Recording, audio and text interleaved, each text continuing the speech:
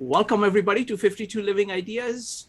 Today is a Comprehensivist Wednesdays that we do in collaboration with the Greater Philadelphia Thinking Society. It's wonderful to have CJ back. And today we're going to be talking about measurement and judgment. Let me hand it over to CJ. CJ. Hi, welcome to Comprehensivist Wednesdays, an ongoing series of weekly events designed to foster the art of comprehensivity, the quality of our lives that shapes all we have learned in breadth for context, and all that we have learned in depth for clarity, to form, as Buckminster Fuller put it, adequately macro-comprehensive and micro-incisive considerations to better engage our worlds and its peoples with understanding and effectiveness. Our agenda tonight includes 2 focus segments. Each will be followed by a breakout.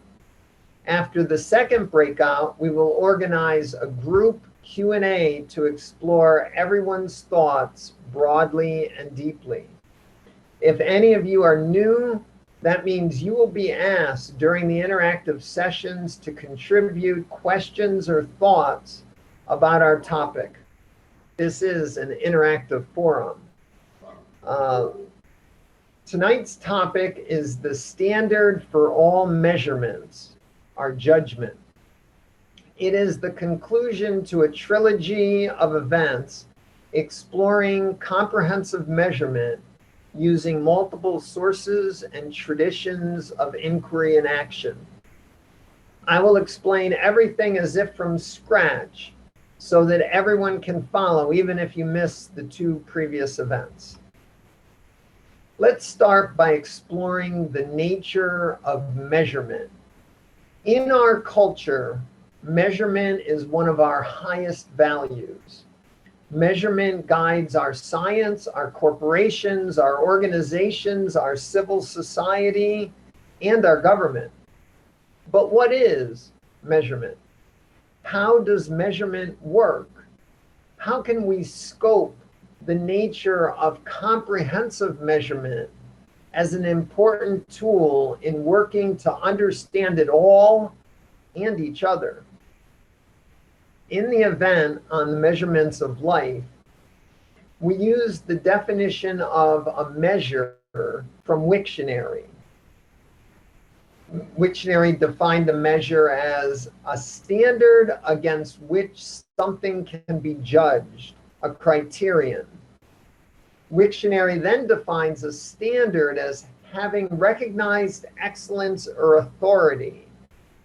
So from the dictionary definitions, we might infer that a measurement is an authoritative judgment. Can we justify this definition in terms of judgment, definition of measurement in terms of judgment in science?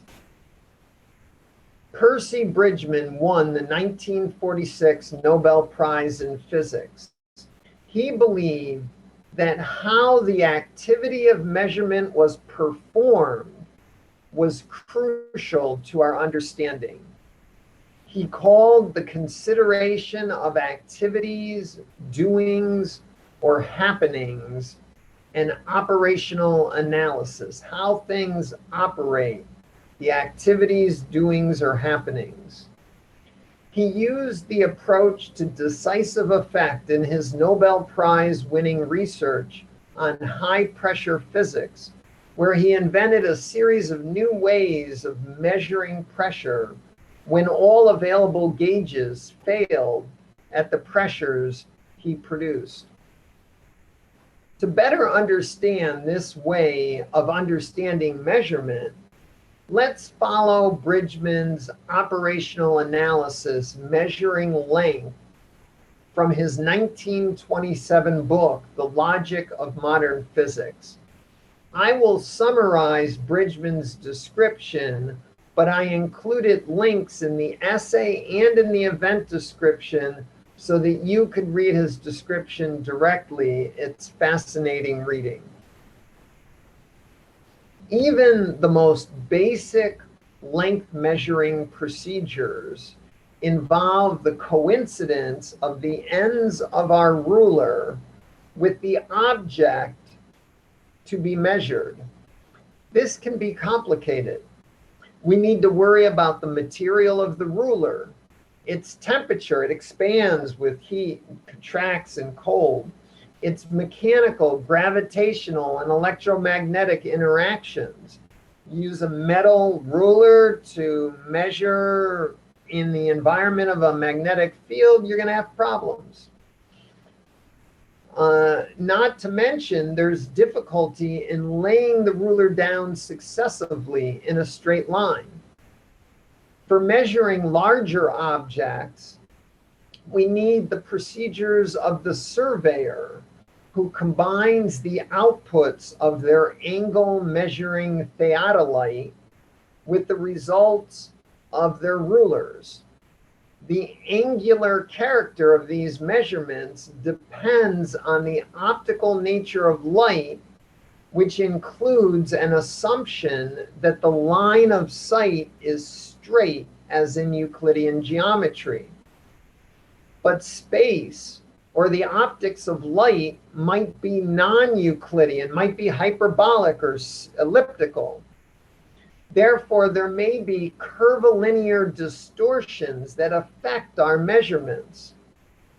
Bridgman reports that numerous checks have been made to reassure us that the error from these factors is small for most terrestrial measurements. But we have no way to ensure that there's some non-Euclidean effect distorting our results. Indeed, many measurements on Earth require accounting for the spheroidal nature of our home planet.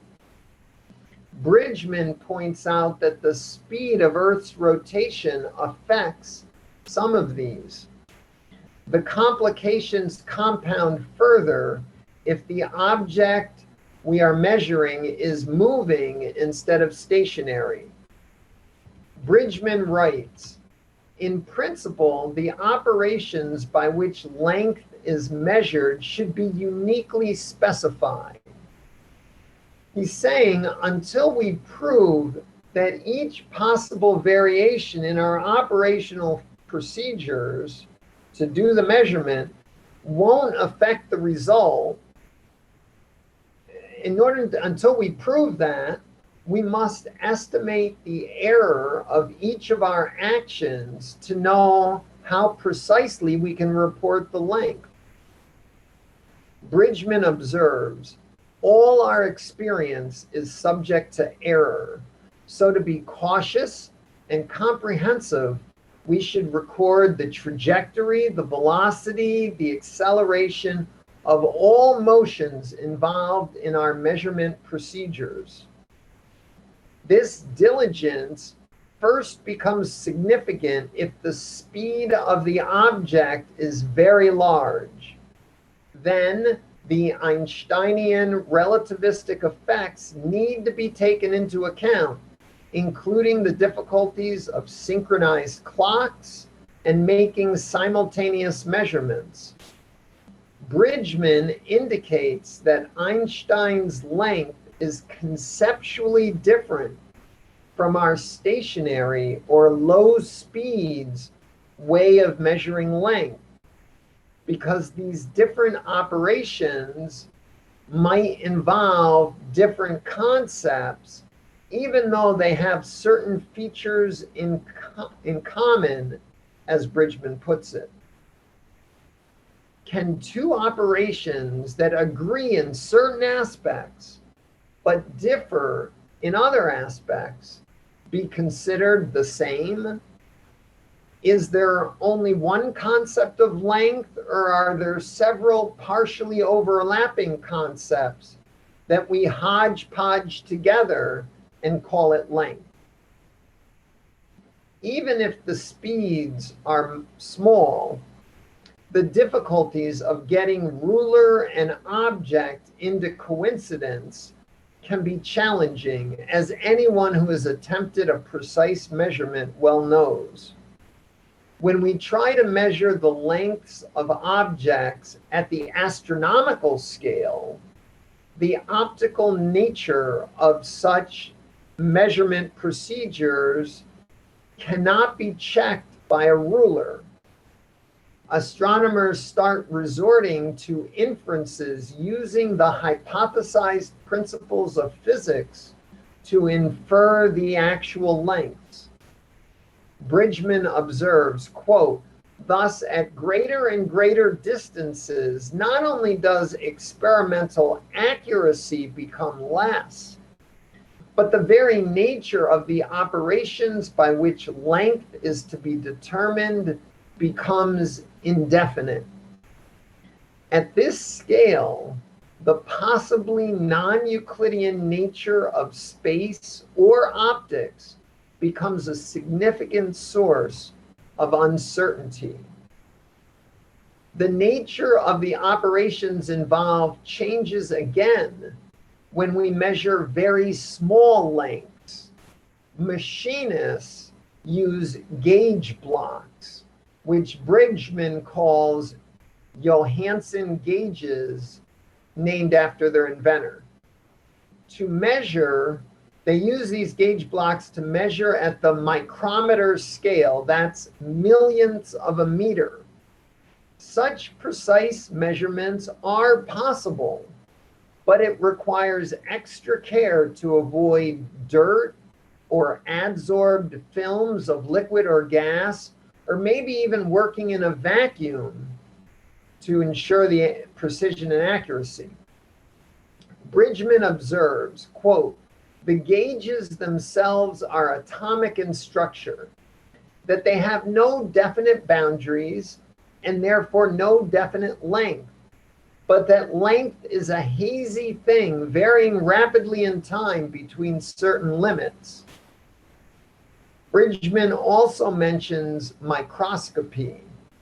As I understand it, X-rays and electrons have small enough wavelength to discern very fine details near the atomic scale.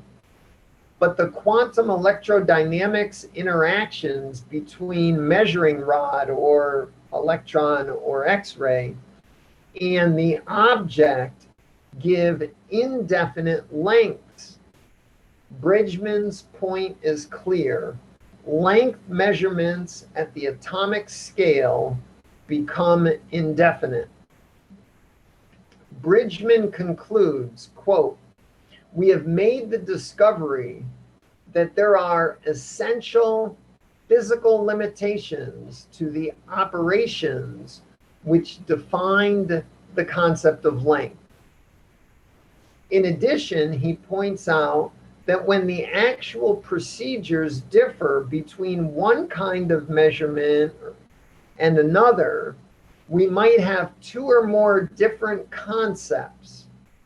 Bridgman explains it this way in his 1927 book, quote, "We must always be prepared someday to find that an increase in experimental accuracy may show that the two different sets of operations which give the same results in the more ordinary part of the domain of experience lead to measurably different results in the more unfamiliar parts of the domain."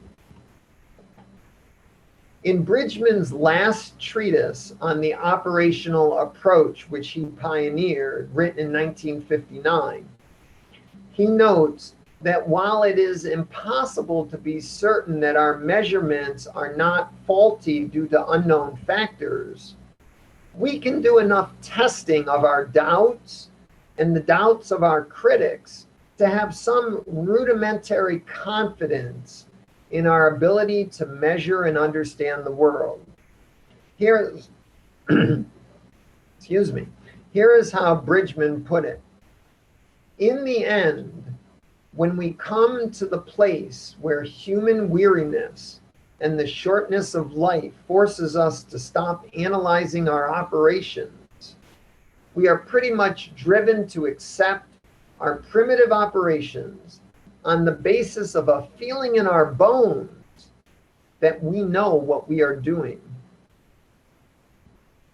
We might now apprehend that measurement in physics is the process of making an adequate exploration of the macro-comprehensive and micro-incisive considerations that might guide us to an adequate assessment or judgment of a physical concept. We might then realize that measurement is about our competence in making an uncertain but authoritative judgment given a conscientious evaluation of all these considerations. So it seems that measurement, if we abstract in general, is nothing more than an authoritative judgment, however uncertain. The comprehensive explorer, like the physicist, is always encompassed by an inescapable morass of uncertainty. Nevertheless, we can undertake adequately broad and deep evaluations or measurements to develop competent judgments, even though we can never be certain of our resulting beliefs. Our judgments are the authority or standard for our interpretation of our measurements. That was quite a bit to digest.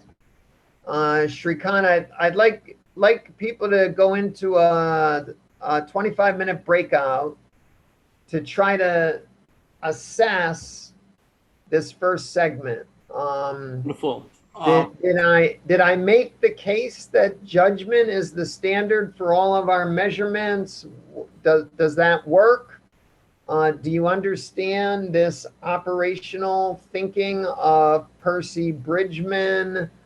Work among yourselves to try to figure out if this makes sense or not. Wonderful. So folks, this meetup is divided into two parts.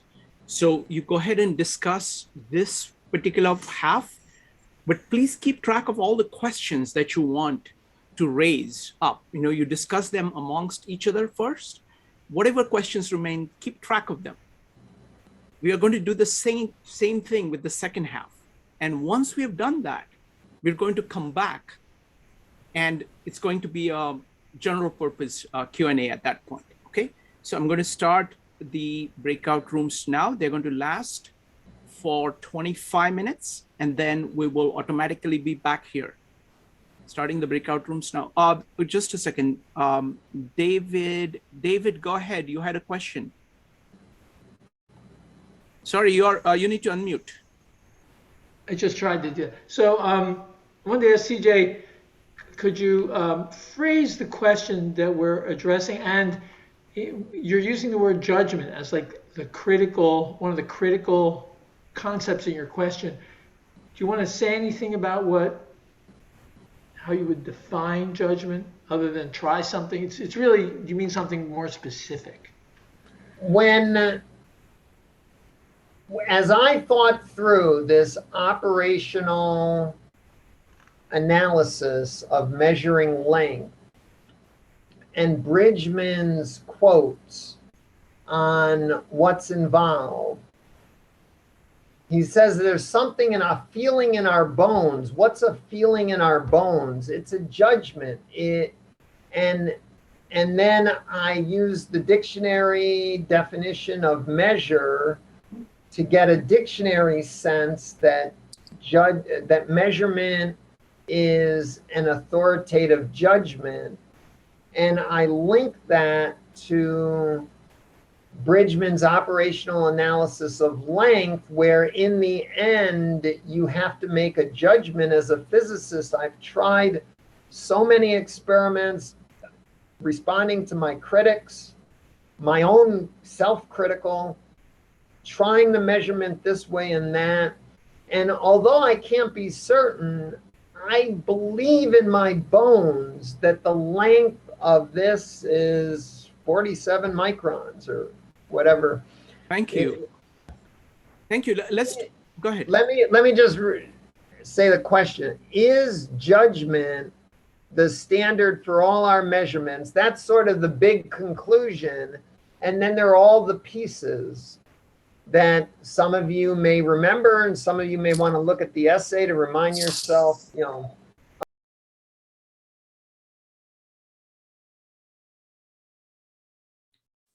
Meeting is being recorded. Welcome back, folks. Welcome back.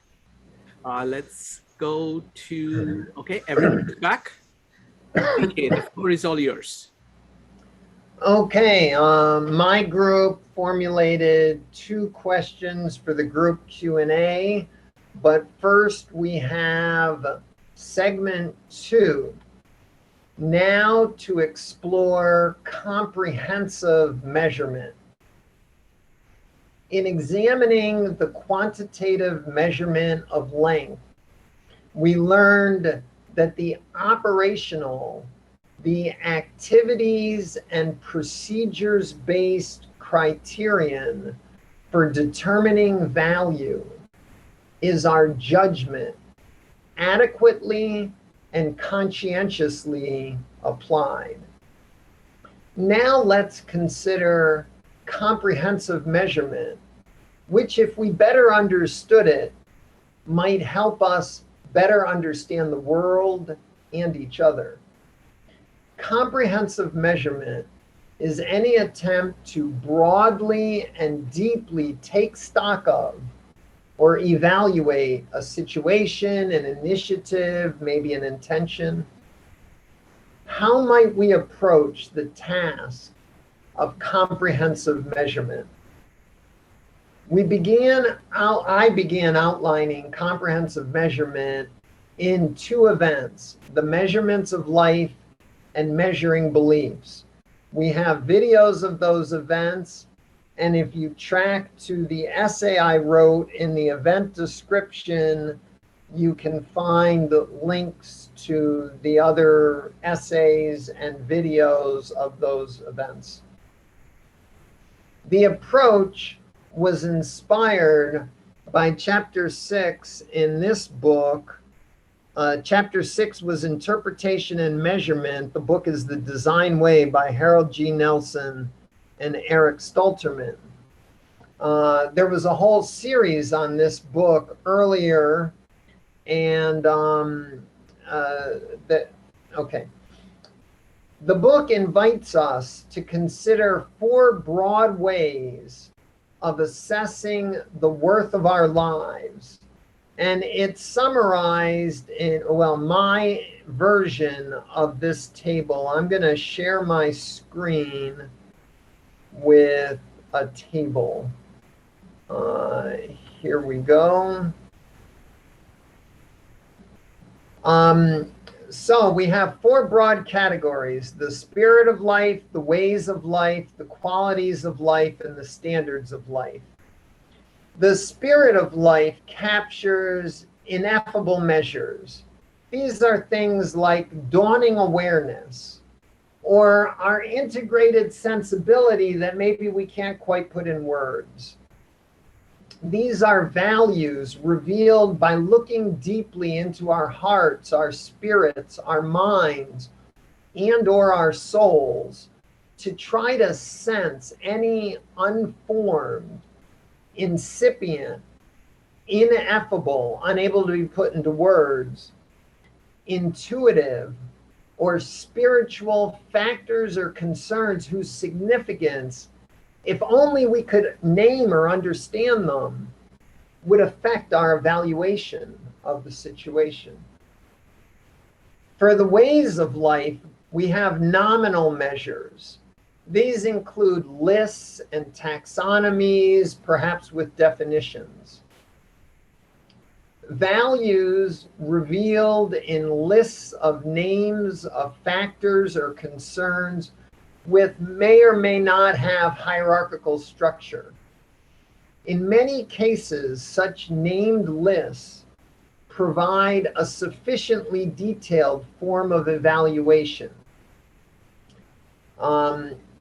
as we go to the right in this table, we move from measures in breadth that provide context to, on the right, measures in depth that provide clarity.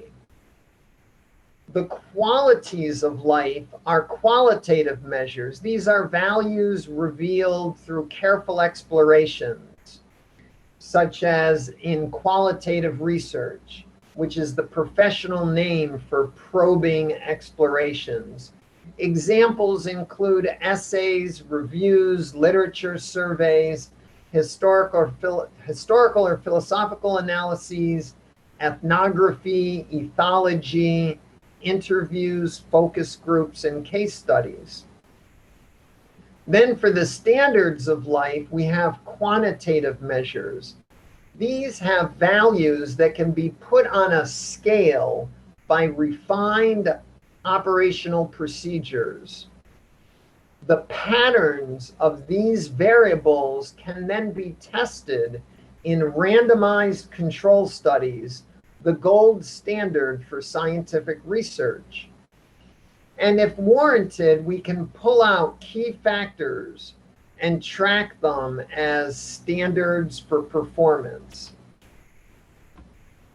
I gotta move to my notes.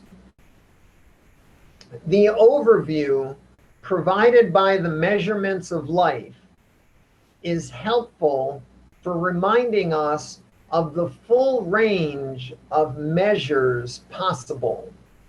As I said, we go from left to right, proceeding from in-breadth contextualizing measures to in-depth clarifying measures.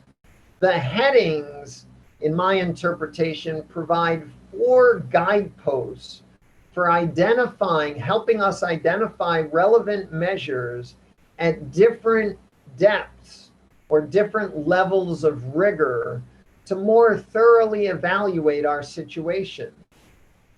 Each measure we consider should be evaluated for its effect on the worth of our lives. To determine an overall measure for our situation, initiative, or intention, we need to judge the integrated weighted significance of all the constituent measures that we might adopt and consider. As we begin to assess any situation, we might start with the spirit of life.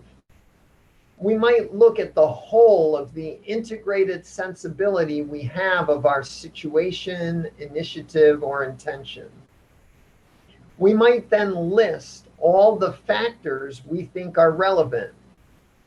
Then we can ask what incipient or dawning awareness might help us further evaluate our situation. In so doing, we might be led to name more considerations.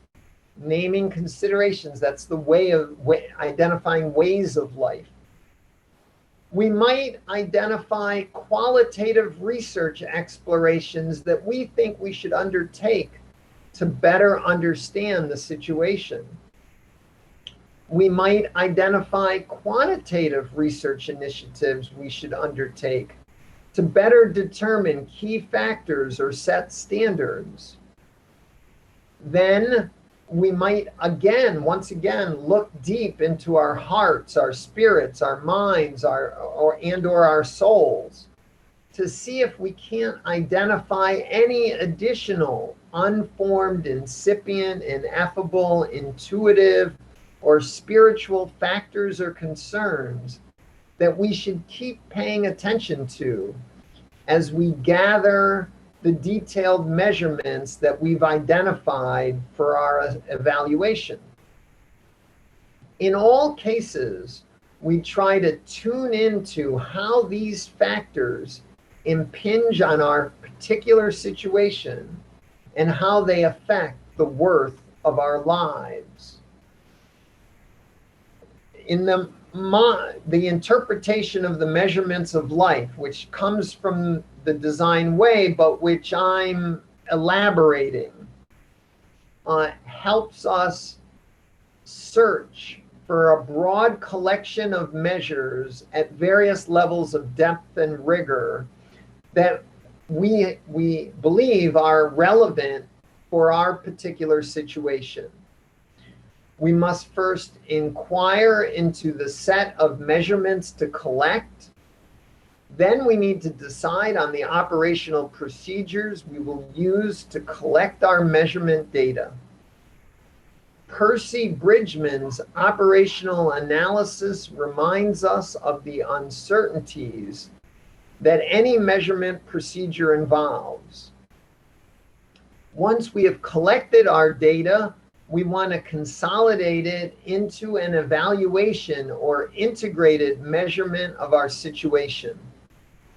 We should include all of our demonstrative measurements. The demonstrative ones are the ways of life, the qualities, and the standards of life, the three on the right, as well as any unformed, ineffable, intuitive, and/or spiritual measures from the spirit of life category. Our integrated assessment will be our judgment of the integrated significance of weighing each of our particular measures on the worth of our lives. I'm going to stop sharing. Okay. In this way, we might begin to see how judgment is each individual's personal application of all our gathered measurements for a particular situation, our particular knowledge. This leads us to the very important definition of judgment given in the design way. The book writes, quote, "Judgment is knowing based on knowledge that is inseparable from the knower." By this we mean that judgment is based on a type of knowledge that is generated in the particularity or uniqueness of a situation, end quote. Perhaps some of us may have thought that the knowledge that is separable from the knower, that is objective knowledge, was at the heart of measurement. But in my analysis, we've determined that our judgment is at the heart of measurement. Let's recapitulate.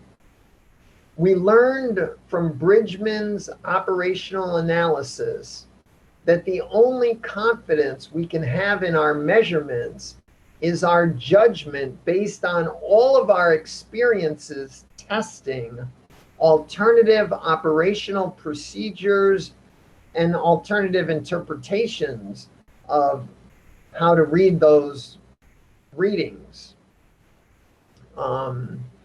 If we go from the equator to the North Pole and our ruler has shrunk, have we calibrated the difference?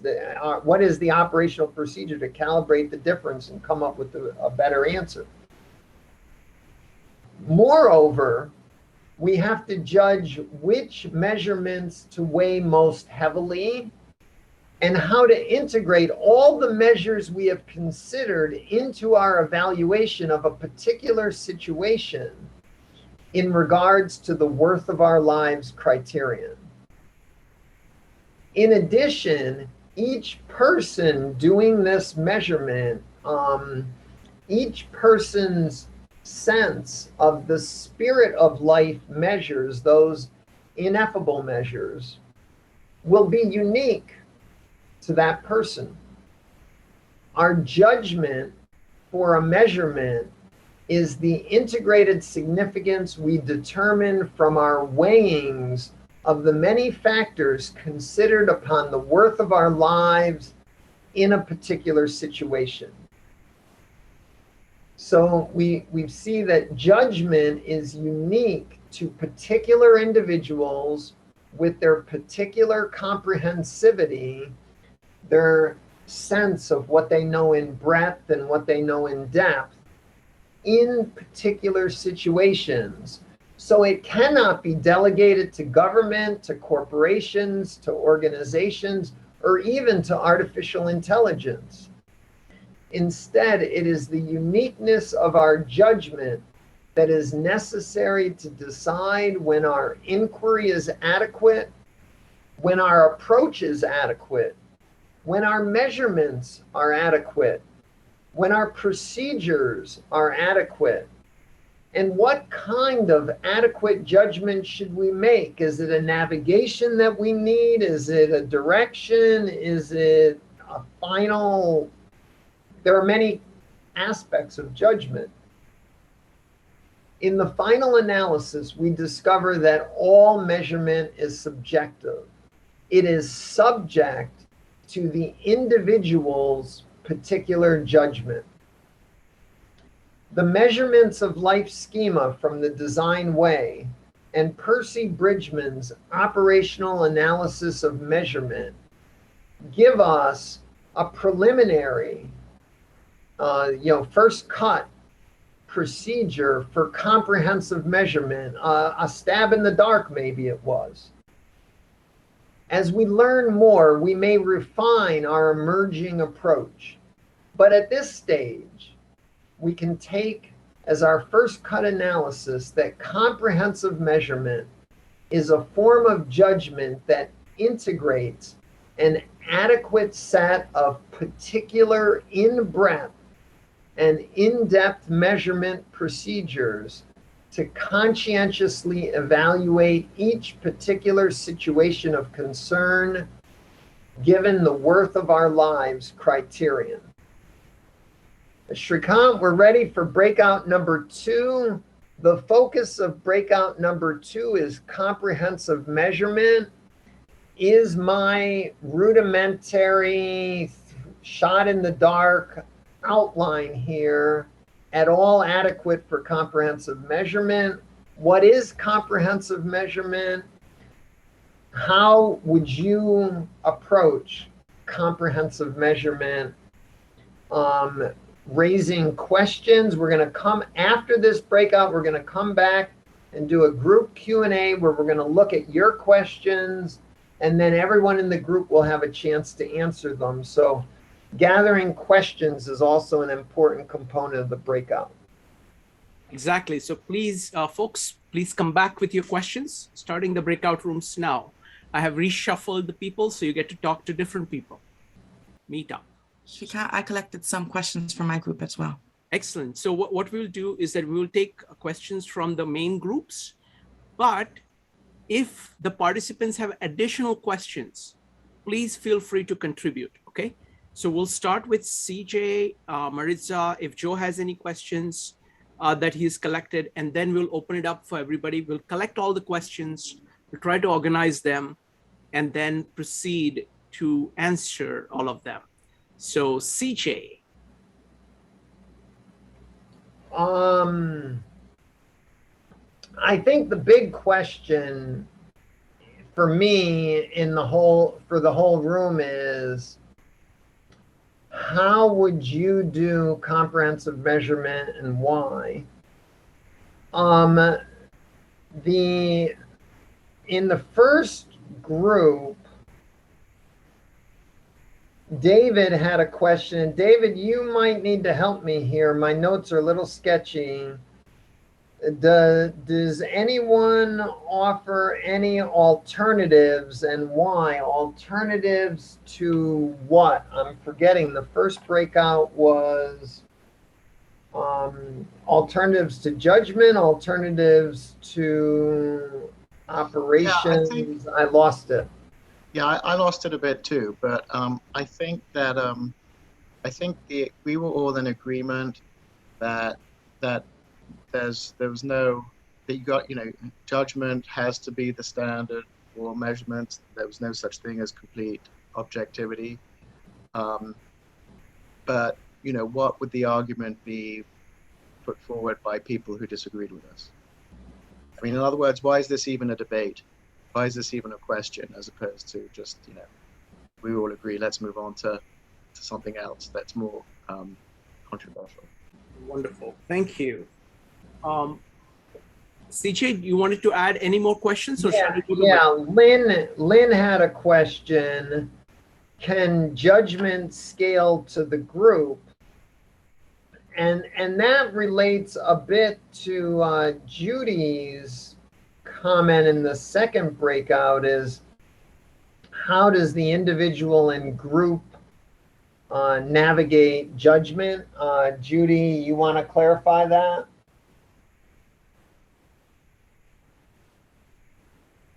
I think you have it correct. I was talking about who is the knower. You know, if judgment is knowing based on knowledge that is inseparable from the knower, who is the knower? Wonderful. At an individual level, at a group level, and how do you work with I know, you know, I don't know, you don't know, I know, you know, all these things that happen.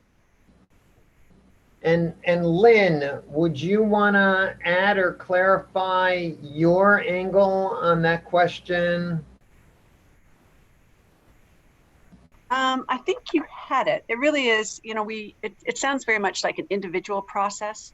And, you know, does it, you know, can a group, like, how does it change when can it scale? Can it be a collective process? That is it qualitatively different at that point?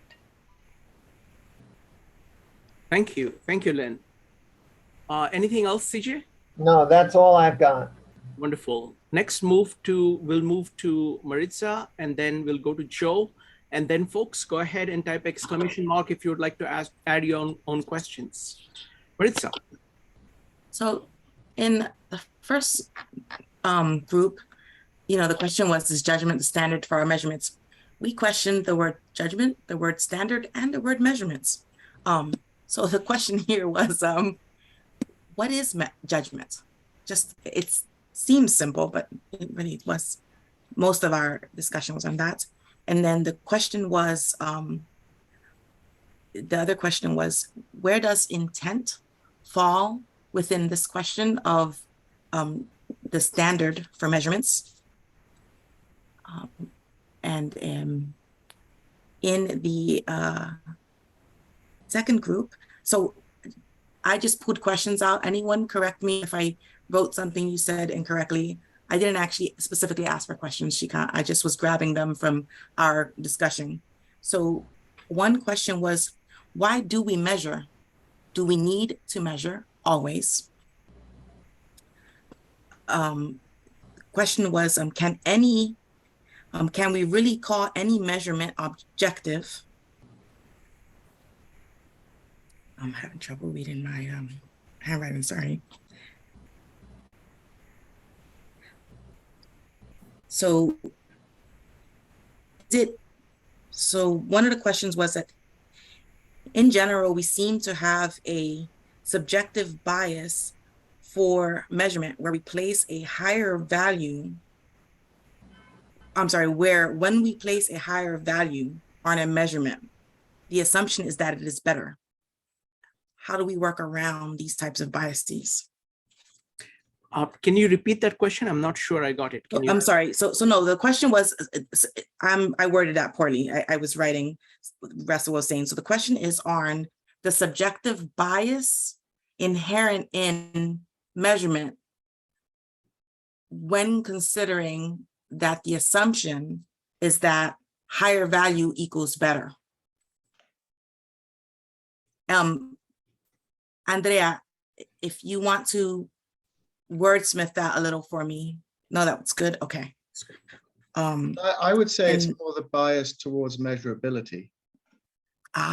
Okay. Thank you. I think the point that was being made, that we, you know, because you can measure change, or because you think you can measure change if it can be measured, we're drawn towards the measurable, which may not be the most important thing.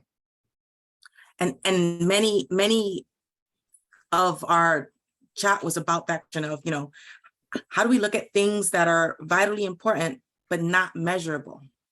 Yeah. And one more thing I had here was, well, maybe there's two here. One is, what is the role of fairness in measurement? And I'm going to throw this one out here because I don't know if it's a question. If it's not, I'll let you decide, Shrikant. I'm just going to throw it out there. If one is coming from hard sciences measurement to social sciences measurement, is it challenging, and why? Wonderful. Excellent, excellent questions. Thank you. Thanks, Marisa. It's going to be really challenging going through all of them, but we're going to try. Next up is Joe. Joe, what happened in your breakout room? I mean, pretty much all the questions here were covered. We had the same question when it came to how do we account for our bias in measurement? Mm-hmm. Does measurement require group consensus? Mm-hmm. How do we know our process for measurement is appropriate? Mm-hmm. And can judgment scale up was one of the questions that I thought was interesting. Mm-hmm. So. Very good. Thank you. Thank you, Joe. Does anybody else want to add any other questions before we start organizing these and starting with it? Kevin. Kevin, Yeah. Go ahead. Yes, I would ask question. What would it be if you add one measurement to your own list, bracket, comprehensive measurement? For example, awareness of your own bias. So what kind you think you can add to your one metric? Kevin, I'm not sure I understood. Can you repeat it in other words? Yeah, here's assume we have a comprehensive measurement. We need a metric. What kind? So metric you want to add to your list? Wonderful. Matrix for comprehensive measurement. Okay. Mike, what question would you like to add? I'll try and work this into a brief question. There's a discipline called design of experiments, which tells you how to design something, design a test and verification program that shows that your product is suitable. The design way is primarily oriented to architectural type projects. If you are going to design a test plan for a vaccine, it is often more, as they did for COVID, it's often more complex than the design of the vaccine itself. And similarly for weapon systems, or if I'm sure that with Microsoft's operating system, they had an integrated validation and verification. Mike, is your question, how do we design experiments for measurement? That's I'll go with that. And how do you design relative experiments that that validate the product you're working? Wonderful. Thank you. Thank you, Mike. All right.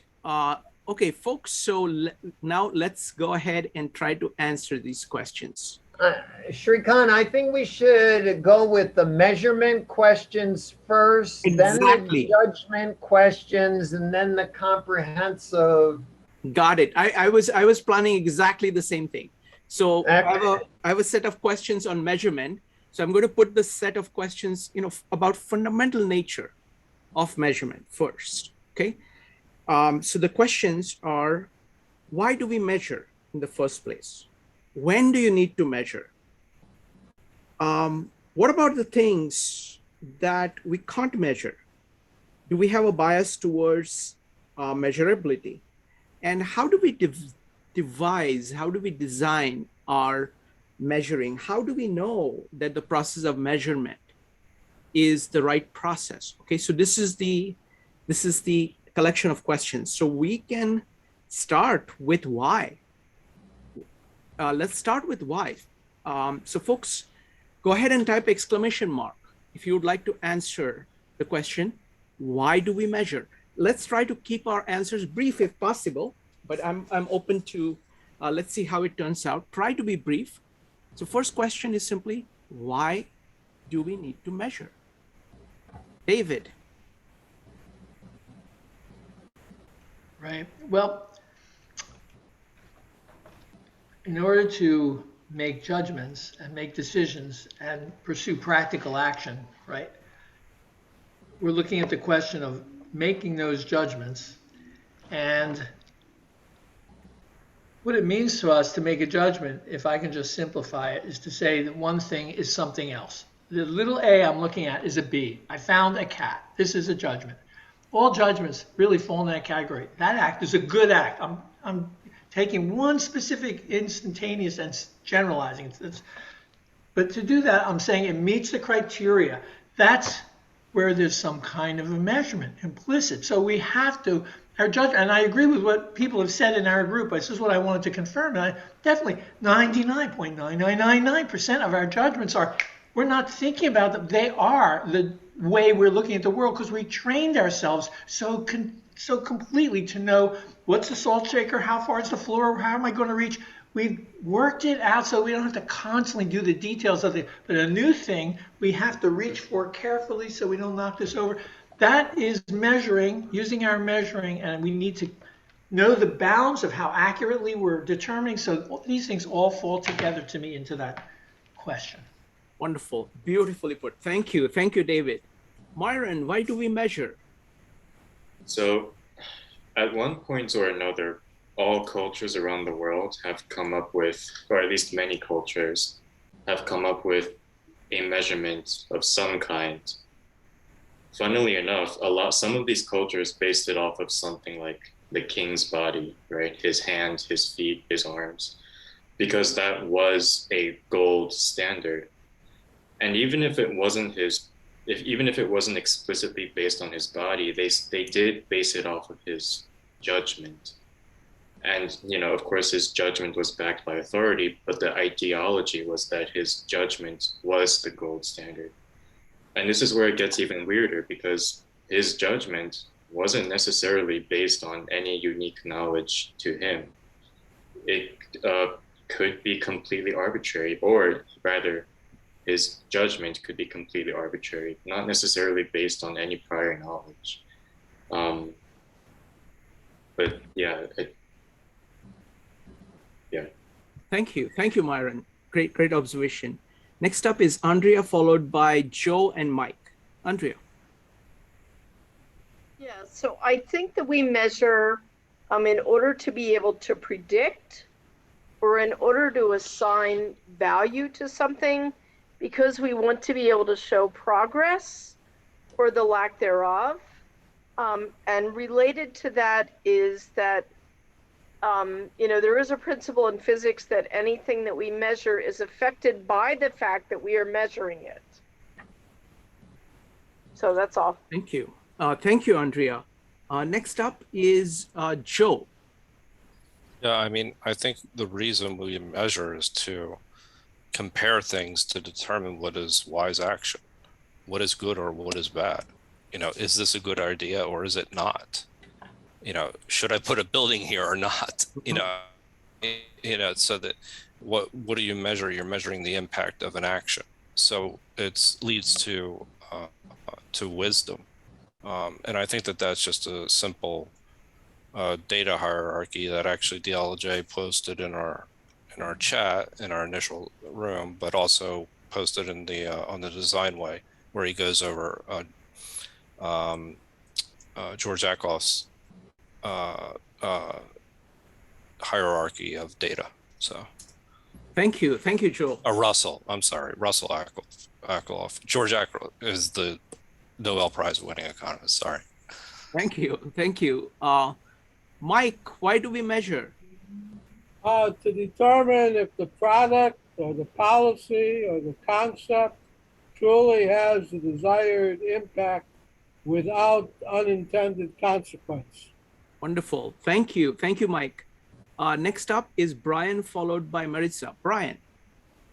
Yeah, I like what was said. I guess it brings me to my looking at sort of related subject of our consciousness and these two aspects of our consciousness of of just understanding and deciding to act, which was talked about, right? So measurement can help in both realms, right?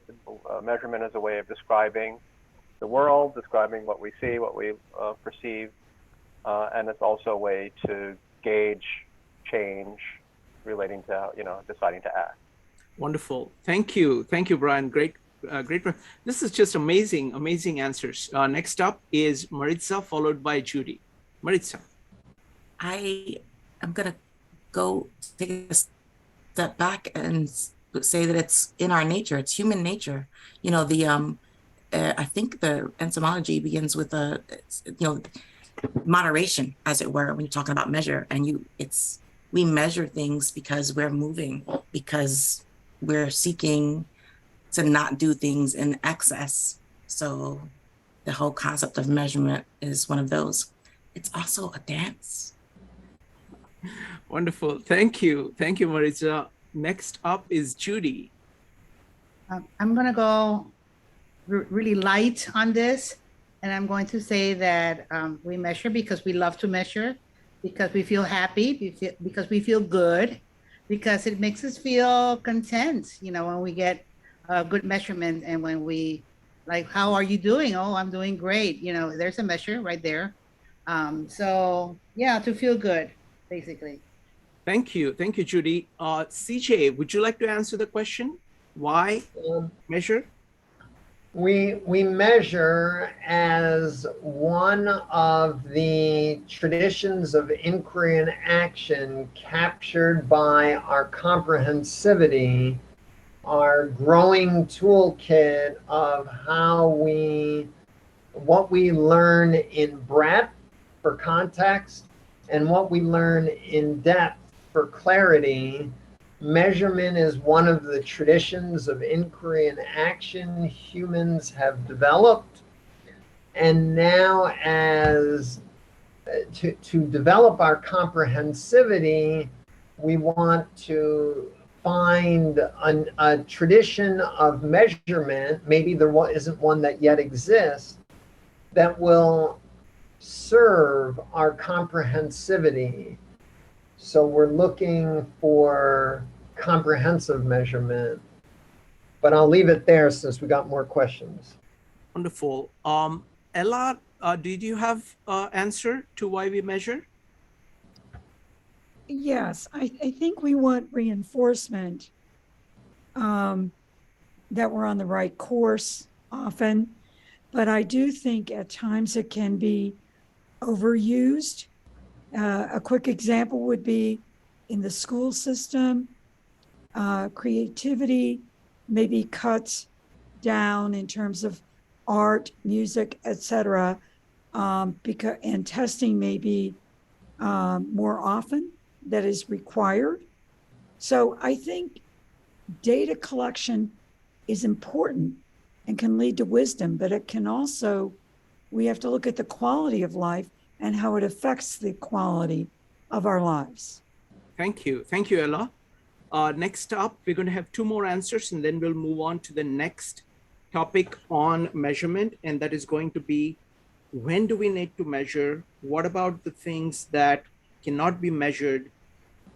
So do we have a bias towards measurability? So those questions we're going to go to. But before that, again, we are still on why we measure.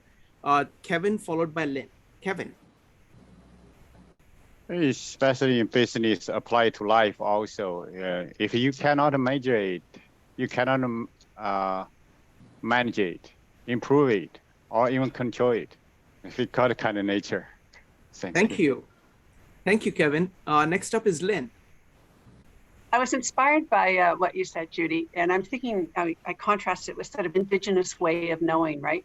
I kind of feel like measurement in a way is like taking reality in bite size, and we're consuming it really. I think there's something consumptive about measurement. Wonderful, thank you. So now we're going to be looking at measurability. What are the things that cannot be measured? Do we have a bias towards measurability? And when is it that we need to measure? And when is it when it is not necessary. So when do we need to measure? And what are the things that cannot be measured? Or do we have a bias towards measurability? So any thoughts on this? Go ahead and type exclamation mark. Andrea. Yeah, I just wanted to say how delightful it was that Ella brought up the concept of testing in schools, because there's such a relationship between testing and real estate values, and the fact that you can't necessarily test whether or not a school produces, well, you can, but it's not easy to test whether or not a school produces happy children, but it is easy to test whether or not a school produces children that can give standard answers on a standardized exam. Thank you, Andrea. Folks, go ahead and type exclamation mark if you would like to talk about when you measure. It's going to be David followed by Joe. David. Right. So I thought the question was sort of what things cannot be measured, when do we not need to measure? Yes. So I was thinking that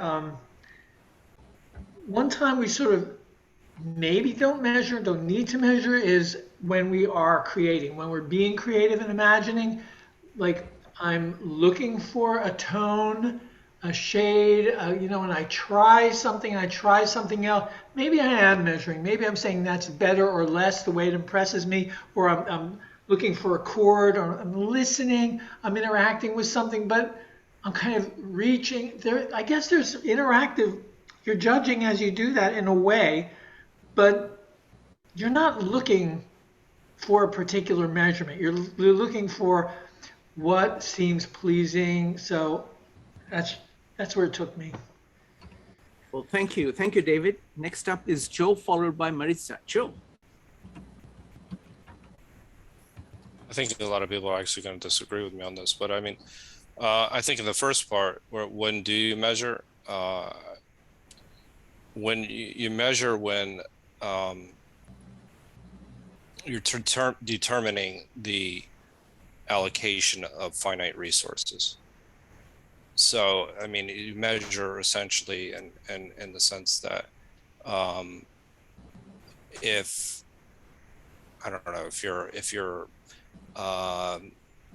you're mining oil for oil or something that's of a commodity of some sort, if you're going to run out of it or something that's absolutely needed or instrumental to your overall economy, that's just one example, and maybe not the best example, but you measure it whenever, if you're cutting down a forest, you're measuring what the impact is to the environment. So you're measuring when you have a finite resource, and then that you're looking at overall what the impacts of those decisions are. So that's one example of where you measure it. There's other forms of measures. You measure with productivity. You can measure with, even qualities of life. In coming to thinking about, I mean, I had the same idea that David had with creativity. I think is something difficult to measure, but I also think it's difficult to measure, and maybe not always appropriate to measure somebody's experience. I know in psychologists, they have to make decisions sometimes as to, how somebody's experiences has impacted them, right? But I don't know if that's always a very good thing to do, because I think it's a very hard thing to understand what another person has actually experienced. But it's also necessary. I don't know. That's just a thought. Wonderful. Thank you, Joe. CJ has a much better summary than I had. When, how do we measure? What can't be measured? How to design experiments to measure? So those are the questions on the table. Next up is Maritza, followed by Judy. Maritza. So I'm going to share a quote by Plato, and then I'm going to contradict it. If someone separated the art of counting and measuring and weighing from all the other arts, what was left of each of the others would be, so to speak, insignificant. And that is a quote that I actually usually throw at people tongue in cheek when I'm doing analyses of their financials because I think I'm funny. But to Joe's very valid point, I found myself in a place of nature that was, has like the most endemic species in the entire world. And I was there with someone who, and we were doing, someone who had been there previously, but had never been to any other Caribbean island. And it was thrown in my face. I don't feel you are experiencing this as deeply as I am. And I looked at them like aghast. I was like, what do you mean? Because his assessment or measurement of my experience was such that he had made this determination. And the idea here is that if we try to, I think the answer is that we should tread very carefully when measuring those things which are more blatantly subjective than others. And I say more blatantly because I would like to remind everyone that all measurements have some level of subjectivity embedded within them.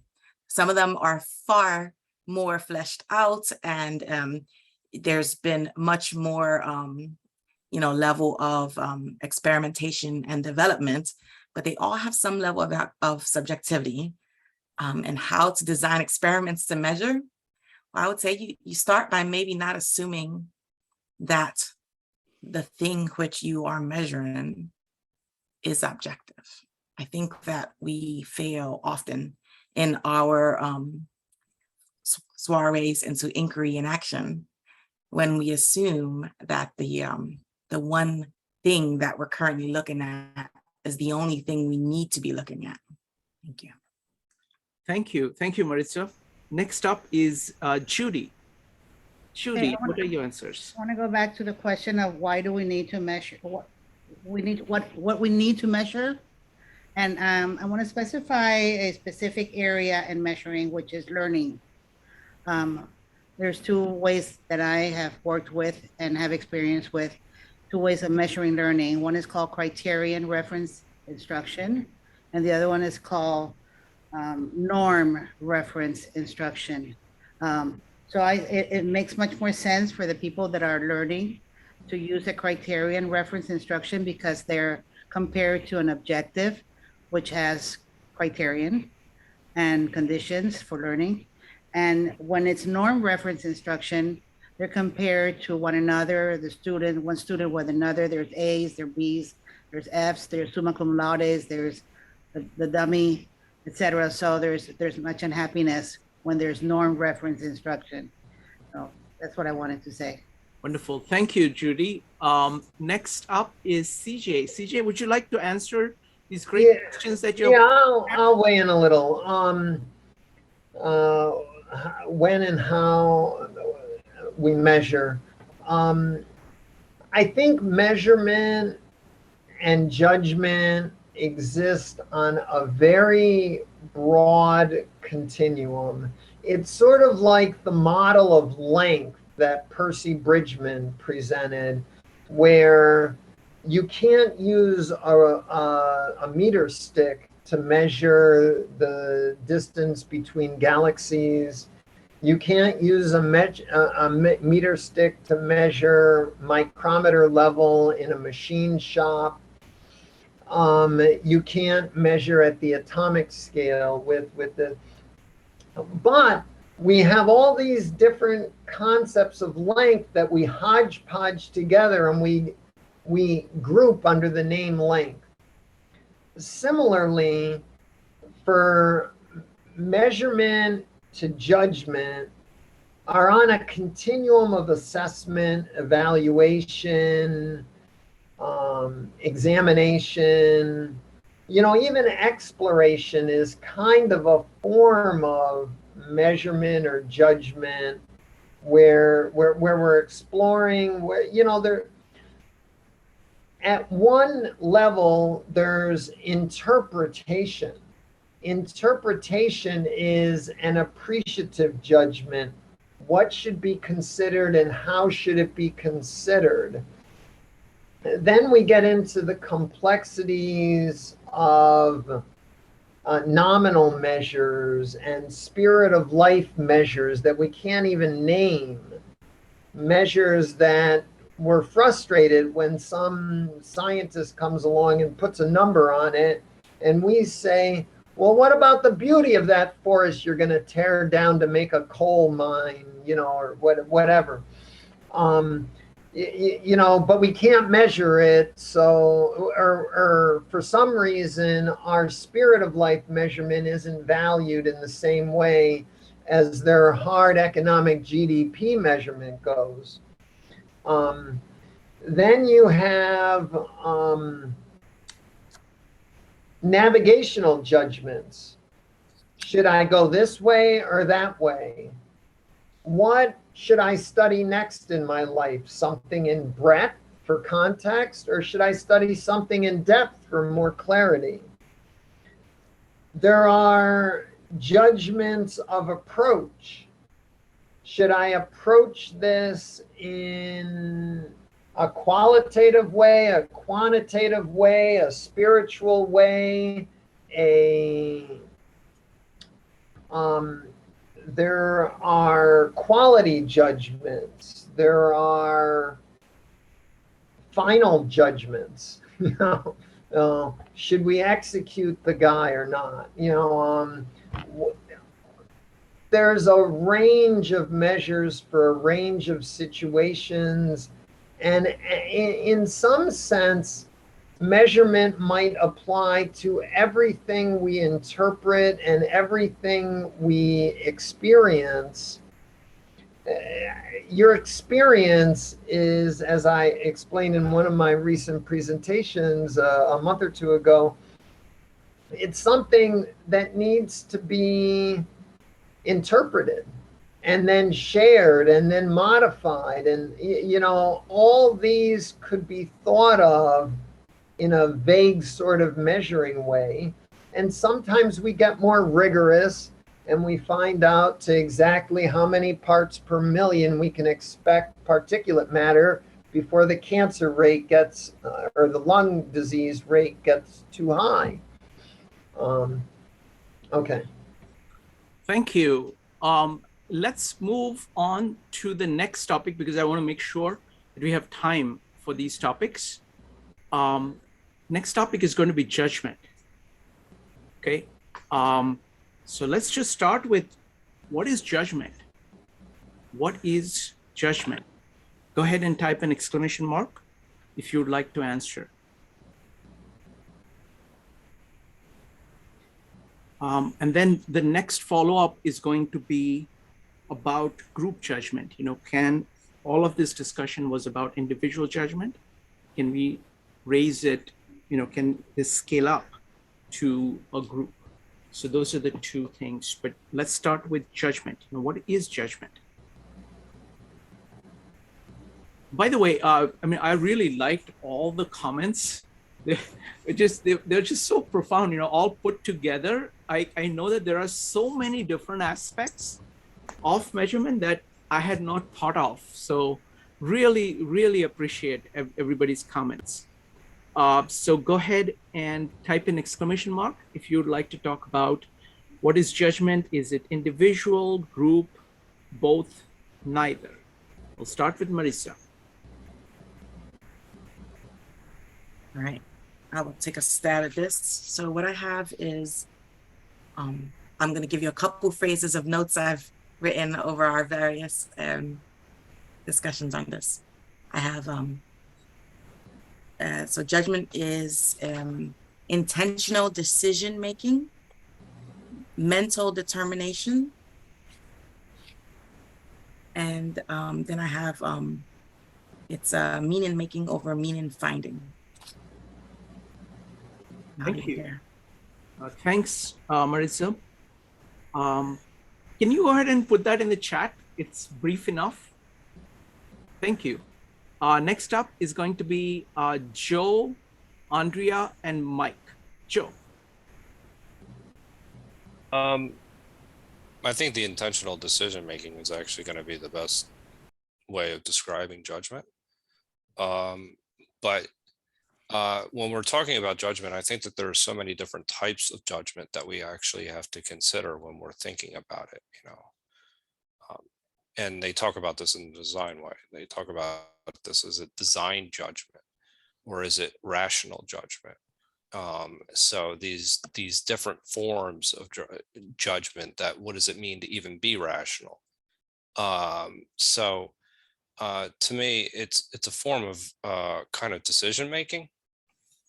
And it's as simple as that, but there are actually so many variations of it that we could go on and on about that. I mean, that faulty judge. Anyway, I'll just leave it at that. Thank you, Joe. Next up is Andrea, Mike, and David. Andrea.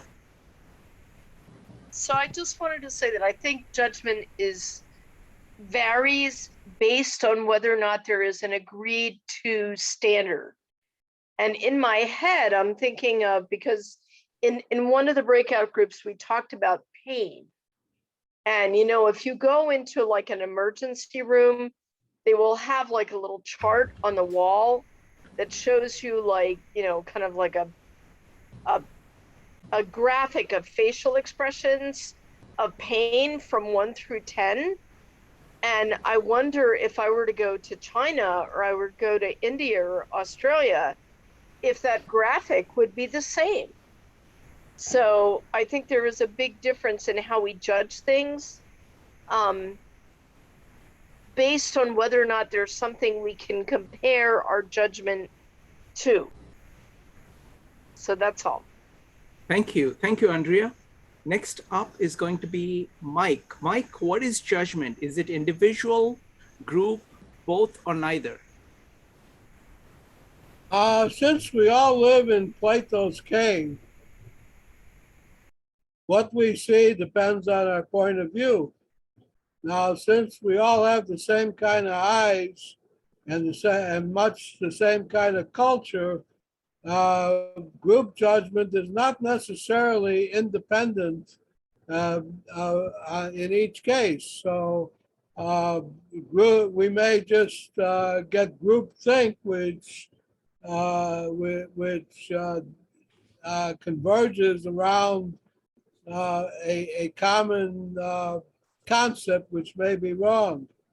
In the case of how they decided that they found the Higgs boson, the quantum mechanic measurement is compared to slamming a pocket watch against a brick wall and watching it fly apart, and then deciding where the pieces fell, what was inside that pocket watch and how it worked. And it took them 6 weeks of intense calculation to determine that they really found the Higgs boson. And they came to the conclusion that they were 98% sure that they had found it. Thank you. One lady, Emma Noether,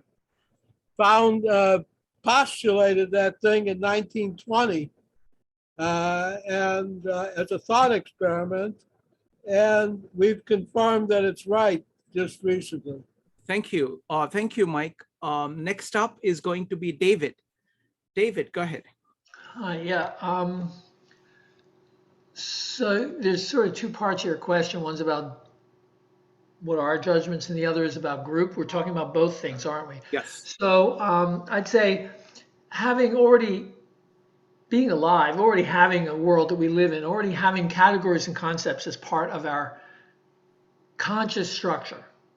We don't start from scratch. So simply, judging is the mental determining that we take one thing to be something else. We recognize it as belonging to a category, a type, a universal. It fits the concept of something, and we treat it like that. And so as a result, things happen because with that judgment, now that judgment may be instantaneous, unconsidered because it's so easy, or it may take maneuvering to do. I'm not saying which kind. Both kinds are important because we can reflect and examine the judgments we've made, but they're the judgments. Okay, we can work on constructing judgments, right? Trying to say what category is this in. So we recognize that that thing had the characteristics of that general thing I'm thinking of. So now we've got to universalize it. We've now placed it into our model of understanding because we know what it is to be a cat. We know how we have to feed them and treat them and da, da, da, da, da. Okay, so we've now expanded what our situation is, either without worrying about just the instant judgment or taking the judgment. Okay, so that's one kind of judging.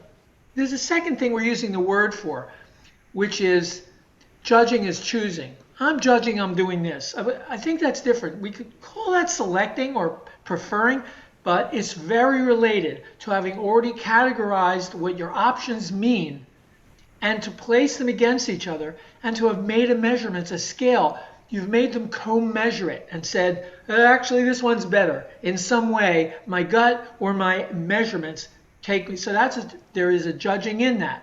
But I would say the first thing is determining judgment. And the second thing is choosing for action or for those kinds of purposes. And on the second issue, groups I think are a handbag, a mess, a terror, a horror, because some groups have standards. And if you're talking about this group that says what is objective, that's one group. But groups in general are schizophrenic. They don't have a single mind, and rational argument will not make a determination. So basically, in some groups, you're not going to be able to make a judgment that is a rational judgment in any way. It'll just be forces of powers, of authorities, of other things that are. So I think that's schizoid judgment. And then when your mind works that way, you know what that is, like panic or something. But that's not what you call reliable judgment. Wonderful. Thank you. Thank you, David. Next up is going to be Ella, followed by Katie and Maritza. Ella. Yes, just to follow up on the normative testing in schools.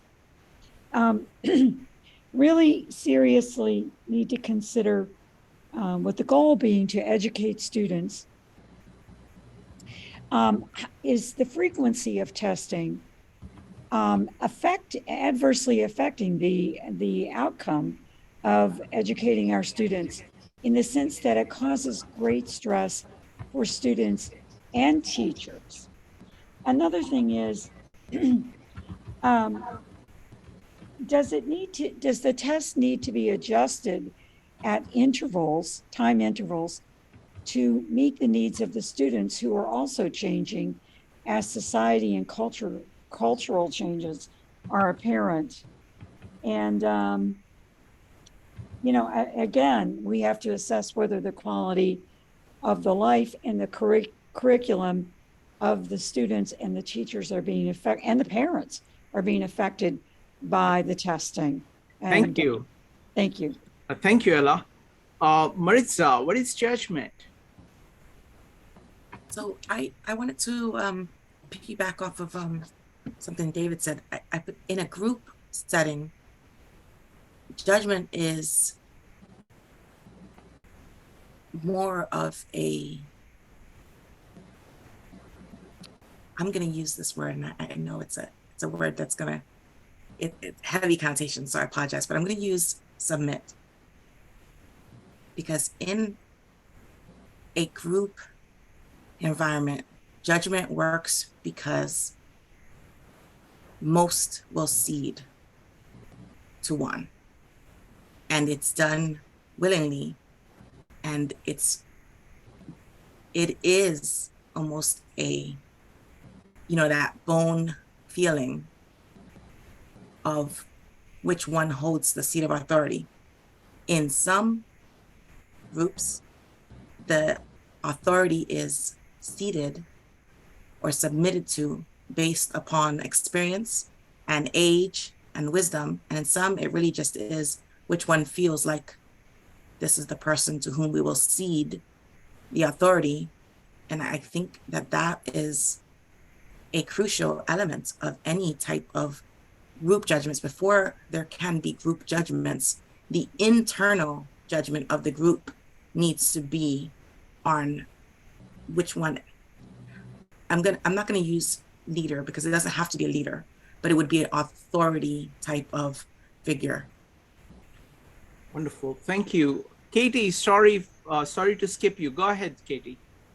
No worries. I'm trying to integrate different things that I know about groupthink versus, I read too, like the accuracy of data goes up based on the expertise of the person. So sometimes bringing people together that know a lot about the subject, then a consensus among experts is a little bit more trustworthy than so I'm just and I've just read so many contradictory things. Like, they say the wisdom of crowds often makes the best decisions. And then sometimes I read that the democracy, then why isn't democracy making the best decisions? So I'm trying to integrate all these different ideas together to make sense of it all. Absolutely, great point. There is a lot of contradictory things out there on everything, including judgment, and you have to use your own judgment, and it's a tough process of going through all of that to figure out what exactly is true. I want to go, but I just want to show you something. I've been focused on understanding language. I don't know whether people can see this. So this is a app that I use to explore any concept that I'm looking at. This is an app called WordFlex. I don't know whether it is still available or not. What it does is that you can see, for example, it shows this judgment as a phrase. So when you click on it, it will spawn all these different concepts and words.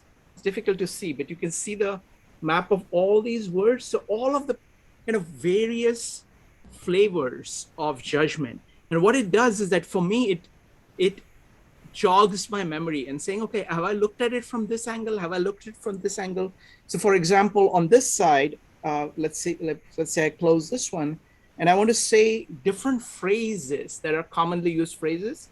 So I touch this one, this node over here, and it explodes into a whole bunch of phrases connected with judgment, like passing judgment, assuming the right to reserving judgment. So it's a way of kind of coming at, the entire corpus of people, of how people have used judgment and all the words surrounding it to make you think about the concept. So just wanted to recommend that. Next up is going to be Judy and then CJ. Judy. Judgment, as far as what is judgment? Everything I think has to do with timing, the right timing that the judgment is passed. For example, if somebody's drowning or there's a fire or somebody fell or something like that, you're going to use your judgment. You're not going to even think about using your judgment, and you're going to act. So that's one. And then another timing factor has to do with how long do you have to make a decision. Like if you're in a team, not necessarily in a group, but more or less in a team, a more structured group, then you have all the time in the world, because everybody's going to listen to everybody else's opinion and everybody else's judgment. And we're going to form a decision based on everybody's interactions, and we're going to listen to each other. And so it's a timing thing. How much time do you have to make a decision? So that's what I wanted to say about what is judgment. Wonderful. Thank you. Thank you, Judy. Next up is CJ. CJ, go ahead. Yeah, Katie's question has me a little taking pause, but the truth is we need a whole event for each of those issues. So let me go back and complicate things. First of all, I'd like to remind everyone that the individual is created by the group. In early sociological and anthropological research, they looked at, there was this horrible tradition in Western cultures about they called them illegitimate children. And some people raise their illegitimate children in the attic, never talking to them, you know. And the early sociologists and anthropologists came along and they discovered that human beings who have the wholeness of their individuality, but no social connection, not even to their family, aren't human. They're more like animals. You don't have language. You don't have, the ways of thinking are not what we would consider human. So fundamentally, any of us who is a functioning in society person is totally ensconced in a cultural web. Everything about our language came from not us, but our social environment. We are fundamentally group creatures, but we have this conceit in the Western tradition, and it's a fundamental conceit of the individuality of an individual human being that often has a name, that we put the focus on individual judgment, and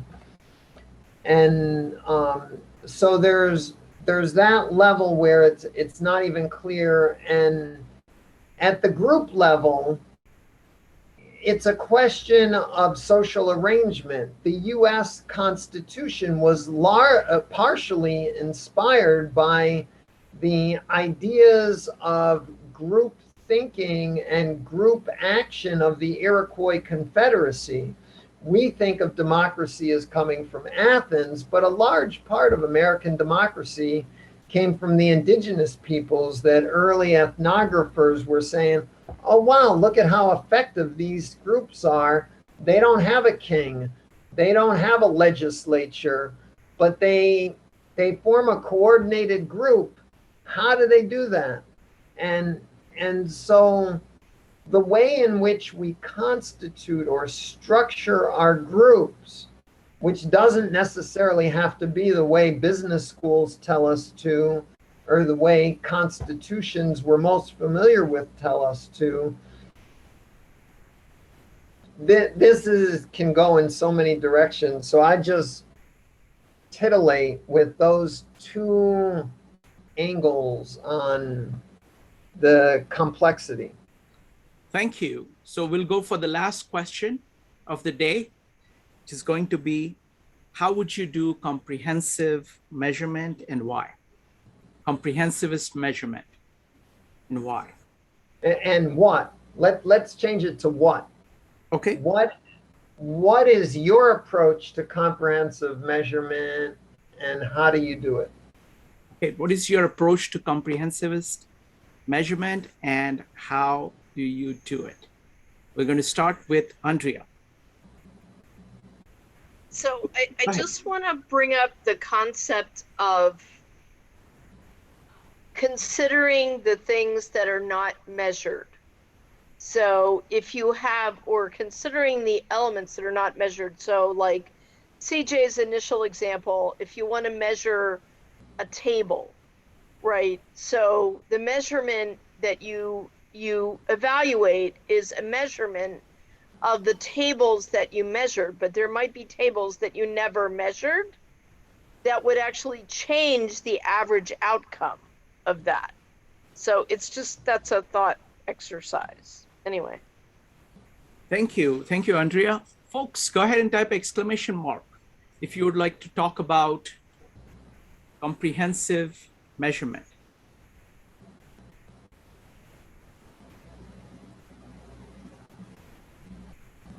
Start with Maritza. All right, I will take a stab at this.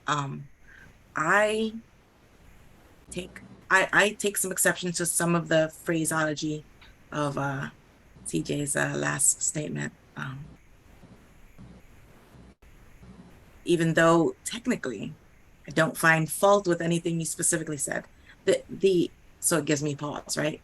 But how would I define comprehensive measurement would be, I think it just requires that constant remembering of the fact that there's more than what I'm seeing. Like, I really think that that's the best path forward. If I'm looking from 1,000-foot level for measurement, I'm not talking about measuring, that which is known. I'm not talking about my, financial analyses, because those are concrete and those I'm going to follow steps. But if I'm looking from a world life improvement type of view for comprehensive measurement, improving lives, my ultimate goal is to keep forward movement and seeking and finding that meaningful path perpetually, right? So if that is my aim, I measure whether or not I'm standing still. And the only way to do that is by sampling everything around me. And I think that that's how we get lost, because we stop sampling and then we find ourselves stuck. And so that sounds very ephemeral, sorry, and not very tangible, but I think that the tangible aspects of measurement are the easy ones.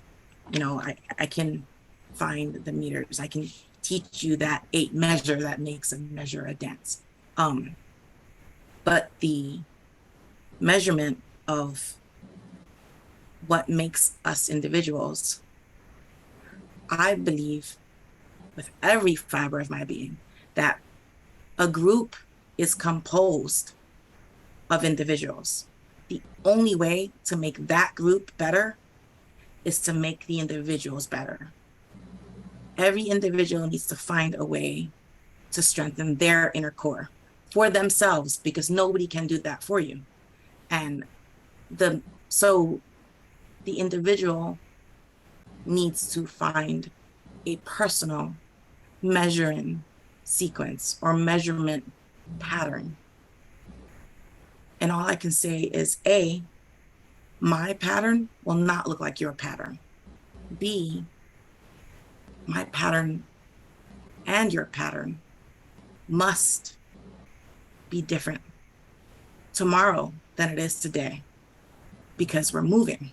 So it can't be the same. I can't tell you what it's gonna be, but it should be. And I think that the key lies in sampling, though. If I chat with you and I get an idea of how you're sampling and you're measuring, well, now I take your measuring against my measuring and against CJ's measuring, and I have more bits. And then I am in a better place for movement. And I apologize, because that probably sounds totally non-concrete, but that's what happens when you let me go first. Thank you, Marisa. So I'll try to answer. I don't have too much to say. I simply think that, I always focus. I think it's the heart of it is to keep asking, what is it about reality? Because your attention should be focused on reality. What is it? What is it? What is it? What is it? That's it. What is it? What is it? And then whatever you're measuring is like a map of reality. So there is a distinction between territory and map. So your attention should be on the territory of saying, what is it? What is it? And you make maps. Yeah. I'd rather focus on the ideal. So you make maps. You make maps. So all measurements are maps that you make. You have to realize that you have made those maps. You've made it with a certain process. You have to be you have to know what the process is, and you have to know that it can go wrong. It may be that you're capturing some things, you're not capturing other things. So you have to keep asking that, what is it? So going back to it. You need the maps in order to navigate. You can't move. Otherwise, things will keep changing. You can think of it as a map of a war, where things are changing all the time, and you're making maps of where things are. And you have to keep, you have to be cognizant about the method that you're using for maps, that your maps can go wrong. You can use other people's maps. They have got a different perspective. They have got different ways of making maps. They've got different way of accessing the data. and you have to try to put them all together continuously. But at the root of it, I think it's just relentlessly asking, what is it? Even when you can't measure it, because many times the ground and figure, it's the difference between ground and figure. Figure is what you can measure and see very clearly, but there is the ground in which it exists. And you can never lose track of the ground. You can never lose track of the territory, no matter how good you get at measurement. And measurement is crucial. It is the way in which we deal with reality, way in which we navigate reality, way in which we direct our actions. But it's all about the territory and your loyalty to territory. Next up is going to be Myron, David, and Myron, Brian, and David. Myron. Yeah, and I want to add on to what Maritza said about all the components being important to an effective comprehensive measurement, because my idea of how to pursue comprehensive measurement is very much in line with CJ or Bridgman's idea that comprehensive measurement is about diligently recording all the motions and procedures. That was a quote. And the point of this, inspired by other things that I've come across, other ideas, is to account for the wider ecology of your ideas and your actions, your uniquely specified actions, whether it's measurement, whether it's judgment, whether it's standardization.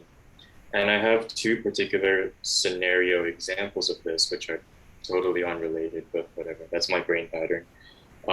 One is work, like literally professional work, when you just have a task that requires you to keep track of when you start, who gave it to you, who you need to give it to, by when, in what kind of setting is best, so on and so forth. The task is not isolated. It has to be accounted for in the ecology of the hive of professional activity. But maybe, I don't know, I'm just entering the full-time workforce after all. And as for the second example is the literal study of ecology, like tree ecology. A lot of my professors have communicated this kind of soundbite across many different fields, like totally disparate fields. And that is, oh, we need a more nuanced interpretation. We need a broader assessment. And for ecology in particular, something that I keep learning about is, okay, so ecologists have researched a lot about the morphology, the change of things like, of specific tree organs like leaves, right? But we have not studied a whole lot on other organs that we need in order to, quote unquote, diligently record all motions and procedures, right? Because these organs are also very interconnected within a tree, between trees, between species. So they need to study more about the wood, like cambial growth. They need to study more about root growth, fine root growth. And that's the broader assessment that they need. That's the recording of all motions and procedures that they need in order to more comprehensively measure the change in environment. Thank you. Thank you, Myron. I appreciate bringing in ecology. I think that's a very good way of showing kind of the interconnectedness of measurement. Next up is Brian, followed by David, and then CJ. Brian. Okay, yeah, I largely want, well, I think that is a good point, but I largely want to really applaud how you put it, Maritza, and also what you characterized, Shrikant. This aspect of comprehensive measurement really, I guess, applies to that chart in the Design Way book, this idea that some things are measurable quantitatively, and some things goes across that spectrum. I think it really is about balance. I think what we can measure well and quantitatively and accurately, we should certainly do, and don't lose sight of that. But also at the same time, don't lose sight of all those important things that are either impossible to measure or too complex or subjective and all that. And as we approach this collectively, it is a matter of cooperating based on that spectrum, and with humility, with all the wonderful things about cooperating, golden rule, be nice to each other, be open-minded, and work together. So I think, that's where the group judgment comes in. So I think this is, that's overall our objective. And it is that matter of balance, I guess, is my main addition to that. Wonderful. Thank you. Thank you, Brian. Appreciate that. Next up is going to be David, followed by CJ. David. I like the tone of what was just said, but my judgment about actually dealing with people and whether working together is something that is prone to success. I'm not as sanguine as the last speaker. I'll just let that lie there while I go to your question. So why comprehensive measurement? I think that's sort of asking why comprehensive judgment. I think it's the same answer, and I like what Shrikant, I like what you said. I was going to start with, we're going for the value, and I don't mean how red is it. I mean, how good is it in life? How important is this? What is the prominence of this in the whole picture? And I have to make whole pictures. I mean, my little maps are getting me around, but what's the value of knowing north or up unless I want to go up or know where I want to go down? I have to know where I want to head. So I have to have that value sense. And that's why I'm making all the little judgments. And maybe I do have to go down and go up, but I'm understanding enough to be that subtle. With age, we learn that. So the value thing is clearly, there's a personal, individually determined aspect to it, subjective, history-based within my culture, but that's only within limits because people are infinitely valuable and all others need to be taken into account. There's certain things that it's not just my little subjective mind that I have to listen to. I have to reach for these big things. At least that's how I see values structured. So I love your answer about the maps and critical thinking, knowing how we make judgments, which is a self-aware process, which is what the point was, what little steps do we have to take to have a worthwhile judgment? We know what its error is, and we know how likely it was that we made an actual measurement of the thing we think we're dealing with. That critical knowing our own grounding, is the creation of that logical, ontological map that the world is working this way as far as I can see, and I want to be stepping on that thing as it's going by, not after it's gone and I fall through. So I have my concepts. I'm constantly honing and forming, and the measurements fit in those concepts through this operational view. So why? To act towards the values I'm really aspiring to. Thanks. Wonderful. Thank you. Thank you, David. That was just great. Next up is going to be CJ. CJ, go ahead. Yeah, Shrikant, I'm thinking back to the series you organized on the Design Way. And I watched all the videos from that series, and I was so impressed that the group understood so much. But then you came to the chapter on interpretation and measurement, and no one really seemed, in my view, to understand the measurement side of it. And so I said, okay, I'll lead one topic on measurement and everything will be clear. And here we are 3 months later, 3 events on measurement, 2 of them unplanned. And we're finally scratching the surface. It is such, the chart has evolved. When I first adapted the chart from the Design Way 2 months ago versus tonight's version, I changed it. And probably if I were to do a 4th topic, which I'm not, it would be a different chart again. Learning is a change process. It's a measurement, it's a judgment, it's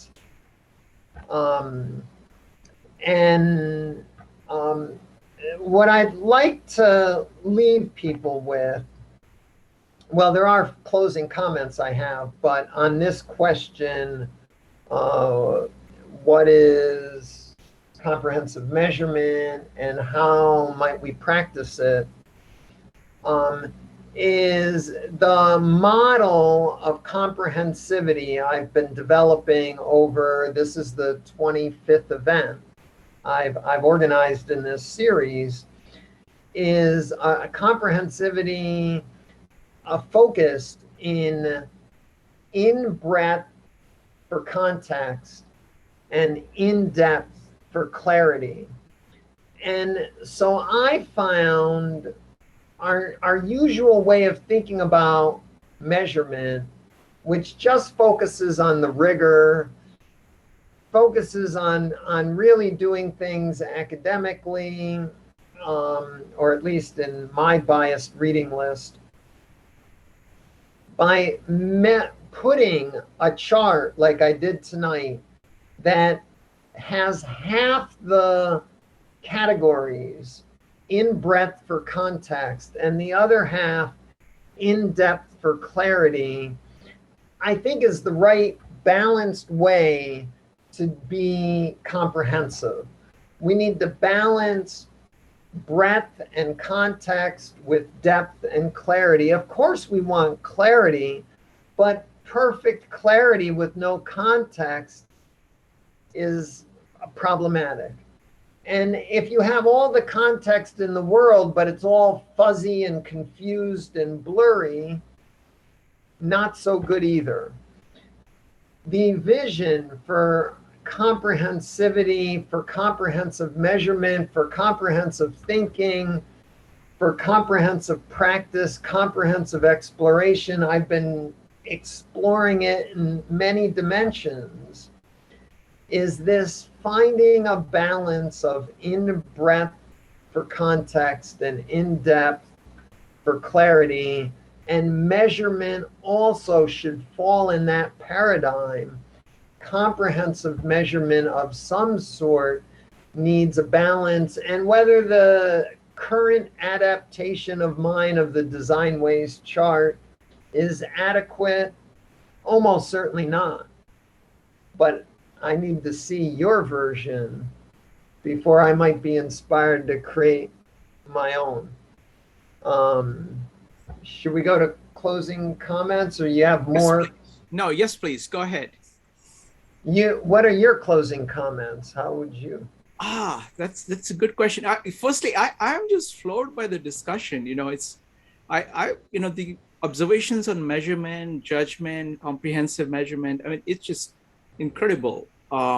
Because, I mean, for me, see, each of us is different, and on the comprehensivist scale, I go more broader than deeper. So in terms of macro comprehensive, I'm more macro comprehensive than micro incisive. So this is that's generally where I end up being. So it is really, really interesting for me to be talking about this. So I just say, I'm just very grateful to all the comments from everybody. Yeah, it was a really rich discussion tonight. I also appreciate all the comments. I have no idea which ones will be resonating with me tomorrow, but I'm looking forward to capturing some cosmic fish from all your input over the next several days. We can think of our comprehensivity as how we integrate all we have learned in breadth for context and all we have learned in depth for clarity. In that sense, our comprehensivity is how we measure our lives. The indicated integrative function of our comprehensivity requires measurement, which in turn depends on judgment. Conversely, comprehensive measurement is about applying one's comprehensivity to evaluate particular situations of interest. Now, maybe we can see that comprehensive measurement is central to our comprehensivity. judgment as the standard or criterion for our measurements is also of central importance for understanding and developing our comprehensivity. As discussed in the event on the comprehensive design of our lives, our comprehensivity is a vitally important way in which we shape and design our lives. Measurement and judgment can now be seen as important faculties or tools for shaping our lives. Learning to think carefully about and to practice good operational procedures for making good judgments to better inform, for making good measurements to better inform our judgments will affect the way we shape and design our lives. Comprehensive measurement is therefore a vitally important tool for our comprehensivity.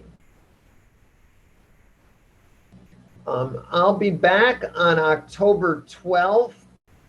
I'm a little apprehensive about this one. I found 2 Linda Zagrebski video lectures on intellectual virtues, and I'm going to try to riff on them to explore the intellectual virtues for comprehensive thinking.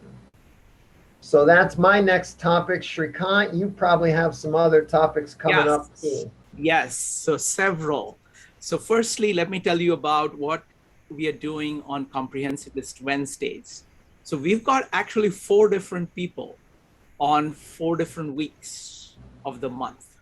So we've got CJ. Just before CJ, the week before CJ, it is Mike, who does a series on, who's currently doing a series on improv and how you can use improv in your life. The week after CJ, it is Sanjay, who's doing a series on neuroscience. He's taking a wide variety of topics on neuroscience. He is very, very good in neuroscience. So he takes all the research and makes it accessible to you. It's a field which is really going through renaissance. You know, it is just amazing explosion. And he's a great guide to take you and give you a sense of what it is and what it might mean to you.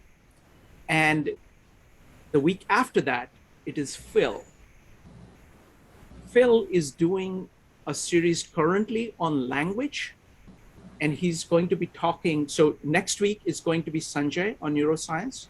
The week after that, it's going to be Phil, and he's talking about Owen Barfield, who is friend and collaborator of C.S. Lewis and Tolkien. Both these gentlemen were tremendously influenced by the work of Owen Barfield on language. We've already done one meetup on that, and we're going to be building up on that. So that's on Wednesdays. On Mondays, we're doing a series. Maritza is leading a series on poetry, where people read their favorite poems, and we do collaborative poetry, which is quite incredible. On Tuesdays, Joe is leading a meetup. Joe and Jason and Amon are leading a meetup on Confucius Analects. That's our Chinese thought series. On Thursdays and Fridays, we are in the process of wrapping up Bhagavad Gita. We've got Yogeshwar, who reads Sanskrit and who goes through Sanskrit and interprets it for you. We are on chapter 18 of Bhagavad Gita. And then we are doing literature series. So this Sunday at 5 p.m., it's going to be Frankenstein. And very soon, we are about to launch Faust. And that's going to be, Faust. I'm really, really looking forward to Faust. I've been wanting to do this for some time. Phil, who is very good on literature, he's going to be heading that. So that will be starting soon. So that's what is coming up, folks.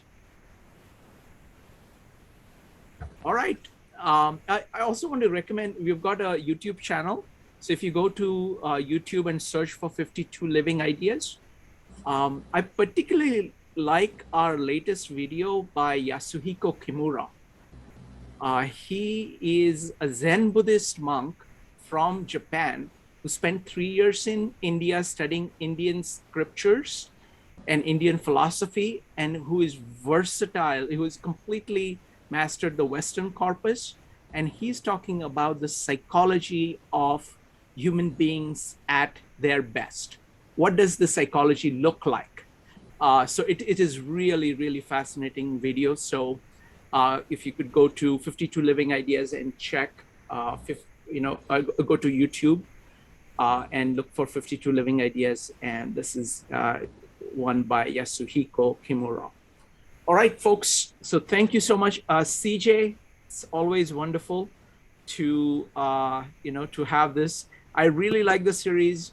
I am glad that your measurement of how many meetups it would take to cover measurement went wrong, and you had to do it 3 times in order to cover at least to your bare satisfaction.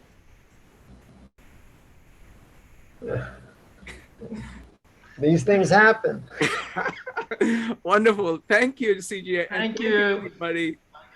Good night, everybody. Good Bye. night. Thank you.